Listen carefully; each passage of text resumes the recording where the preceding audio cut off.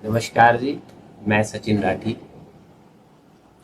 Advance new diet system के जनक बीवी चौहान जी के चरणों में मेरा नमन है और मेरे नई जीवन दाता मेरी माँ आनंदी माँ के चरणों में भी मेरा नमन है। सुरेश भाई साहब के चरणों में मेरा नमन।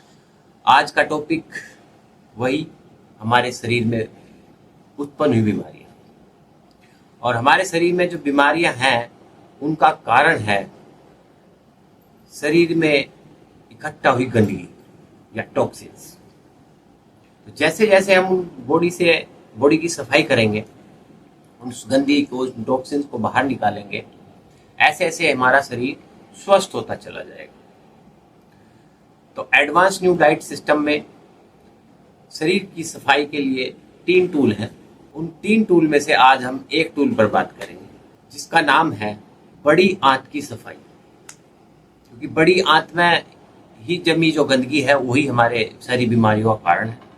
और बड़ी आंत को साफ करने का एक ही साधन है, एक ही तरीका है, और वो है, उसका नाम दिया है गुरुजी ने संजीवनी क्रिया। संजीवनी क्रिया वो संजीवनी है, वो संजीवनी बूटी है। ये समझ लो कि अगर उसको आप इस्तेमाल करेंगे तो आप सारे रोगों को अपने शरीर से बाहर कर देंगे। वो कितना ही बड़ा रोग हो, कितना ही छोटा रोग हो, किसी भी स्टेज का रोग हो। मुझे 4th स्टेज कैंसर हुआ, संजीवनी क्रिया से ही मेरा वो लगभग दूर हुआ। खैर, उस तो बाद में बात करेंगे कभी। अभी बात करते हैं संजीवनी क्रिया। हमने जो अप्राकृतिक रूप से भोजन किया है और उससे जो हमारी आंतों में कब्ज हुआ, गंदगी पैदा हुई, टॉक्सिन्स पैदा हुए, उसको निकालने का हमारे पास एक ही साधन है, वो है एनीमा। एनीमा आपको मैं दिखा दूं, ये वो एनीमा पोट है। प्लास्टिक का एक डब्बा होता है, इसमें ये इसका पाइप है और इसमें हम पानी भरते हैं। इसमें लगभग 1500 ml का ये डब्बा है और इस पाइप के द्वारा हम पानी को अपने रेक्टम में, मल द्वार में इसको इंसर्ट करेंगे, इस पाइप को, और लगभग इतना 2 से 2.5 इंच। रेक्टम को अंदर करने से पहले हम इस पे थोड़ा सा ऑयलिंग कर लेंगे जिससे कोई दिक्कत ना हो। पानी इसमें ऑन ऑफ का ये स्विच है और इसको हम अपनी ऊंचाई से ऊपर ऐसे कहीं भी इसको लगा देंगे और तब जिससे कि प्रेशर आएगा और वो पानी आपके अंदर इंसर्ट हो जाएगा। होता क्या है कि वो जो गंदगी है जो हमारी बड़ी आंत में जमी है, बड़ी आंत में गंदगी इस तरह जमी रहती है जैसे दीवारों पे सीमेंट। उसके संपर्क में जब पानी जाएगा तो वो उसको गीला करेगा और घोल के ड्रेन आउट करके उसको बाहर करेगा। क्योंकि वो जो गंदगी चिपकी है वो इतनी जिद्दी गंदगी होती है कि वो नॉर्मली मोशन से बाहर नहीं आती। जैसे मैं आपको बता दूं, हमारे जो भी नॉर्मली पाइप होते हैं, जैसे रसोई में सिंक में पाइप होता है, उसमें पानी आता है, लेकिन पानी के साथ साथ उसमें गंदगी जमती चली जाती है और एक दिन हम उस पाइप को हटा के फेंक देते हैं और दूसरा पाइप लगा देते हैं। लेकिन हमारे शरीर में ऐसा कोई सिस्टम है नहीं कि हम अपनी बड़ी आंत को हटा दें और फिर दूसरी लगा दें। तो उसको तो हमें साफ करना ही होगा। जब हमने अननेचुरल खा के गंदगी पैदा की है तो फिर हमें अननेचुरल तरीके से उसको साफ करना होगा। क्योंकि हाँ, ये बात हम मानते हैं कि नेचुरल नहीं है एनीमा, अननेचुरल है, लेकिन इसके अलावा और कोई हमारे पास साधन है ही नहीं बड़ी आंत को साफ करने का। बड़ी आंत में बहुत ज्यादा गंदगी होती है। तो जब हम बार बार उसमें पानी पहुंचाएंगे और वो पानी उस गंदगी के संपर्क में आएगा तो उससे वो उसमें घुल के वापस बाहर निकलता रहेगा और धीरे धीरे ऐसे ही हमारी बड़ी आंत की सफाई होती जाएगी। अब इसमें बहुत लोगों के सवाल आते हैं कि कब करना चाहिए। सुबह शाम करना चाहिए। अगर छुट्टी का दिन है या आपके पास समय है तो आप दोपहर में भी कर सकते हैं। नॉर्मली आपको 2 टाइम तो करना ही चाहिए। हाँ, जो लोगों को बीमारियां हैं तो आपको फिर उसी बीमारी के हिसाब से हम ज़्यादा बार भी करना होगा, क्योंकि जितनी जल्दी बड़ी आंत की सफाई होगी उतनी जल्दी आपका रोग दूर होता चला जाएगा। वैसे तो एनिमा डॉक्टर्स भी करते हैं, जब कोई सर्जरी वगैरह होती है तो बहुत लोगों का एक्सपीरियंस होगा इसका, लेकिन वो केमिकल वाला होता है। इसमें हम जो पानी लेते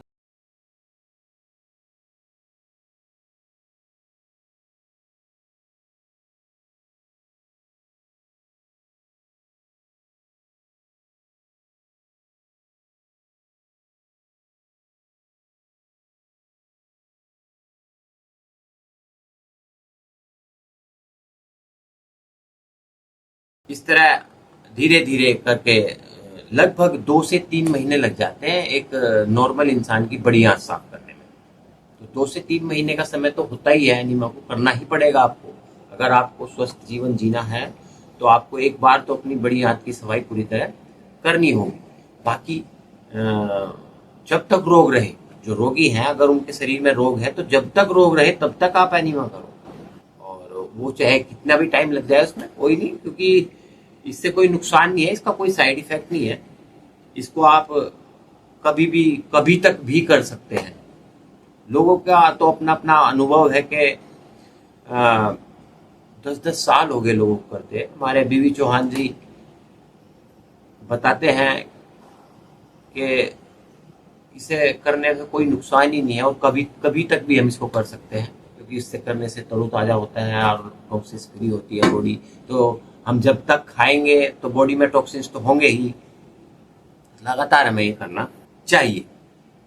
कुछ लोगों के सवाल होते हैं कि कितनी बार करना चाहिए, तो लगभग 2 बार तो करना ही करना चाहिए। और अगर कोई बीमार है तो उसको 5 से 6 बार या 9 से 10 बार भी करना, जैसे कैंसर पेशेंट है उनको 9 से 10 बार तक करना चाहिए उनको, तभी, क्योंकि जितनी जल्दी सफाई होगी उतनी जल्दी रिलीफ मिलना शुरू हो जाएगा। कुछ लोगों का मत होता है कि इससे गुड बैक्टीरिया तो नहीं निकल जाएंगे हमारी बड़ी आंत पे।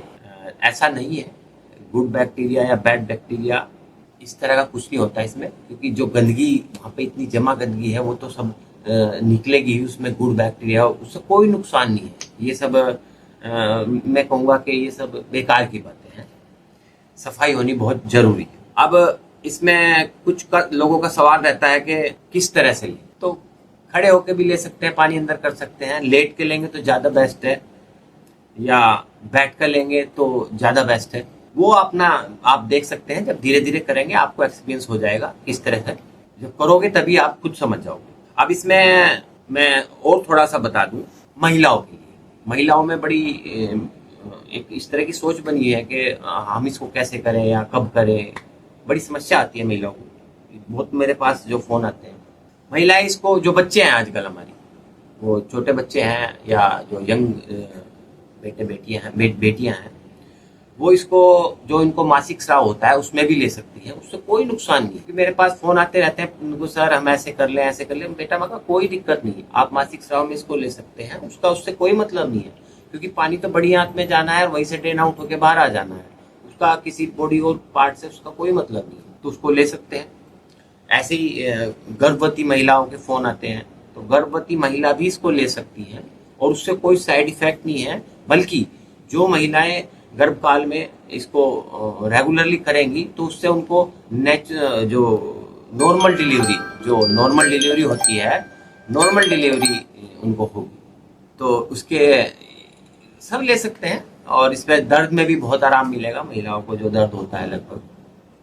तो एनिमा आप करिएगा और अपने शरीर को टॉक्सिन्स फ्री करिएगा, जिससे आपको आप स्वास्थ्य की ओर लगातार बढ़ते जाएंगे, क्योंकि गंदगी जहाँ होगी वहाँ बदबू होगी, और जहाँ बदबू होगी वहाँ सड़न होगी, और जहाँ सड़न होगी वहाँ रोग उत्पन्न तो होंगे ही। गुरुजी ने बताया है कि हमारे सभी रोगों का कारण शरीर में जमी गंदगी है, और सारी गंदगी इकट्ठे होकर पहुंच जाती कहाँ है, बड़ी आंत। तो बड़ी आंत को साफ करना होगा तो आपको एनिमा का यूज करना होगा। एनिमा आप कभी भी ले सकते हैं, उसका कोई टाइम पीरियड नहीं है, सुबह ले लो, शाम ले लो, रात में ले लो, और कितने समय तक भी ले सकते हैं। आप बचपन से ले, छोटे बच्चे भी ले सकते हैं। छोटा बच्चा अगर 5 महीने का, 4 महीने का छोटा बच्चा है तो वो भी ले सकता है, लेकिन उसको पानी बहुत कम लेना होगा। होगा, जैसे 100 ml ले लिया या 50 ml ले लिया। तो हर किसी के लिए अलग अलग व्यवस्था है, जब आप संपर्क करेंगे तो हम उसके बारे में और बताएंगे। तो इस तरह हम अगर एनिमा को यूज करेंगे तो लगातार अपनी बॉडी को डिटॉक्स करते रहेंगे। नमस्कार।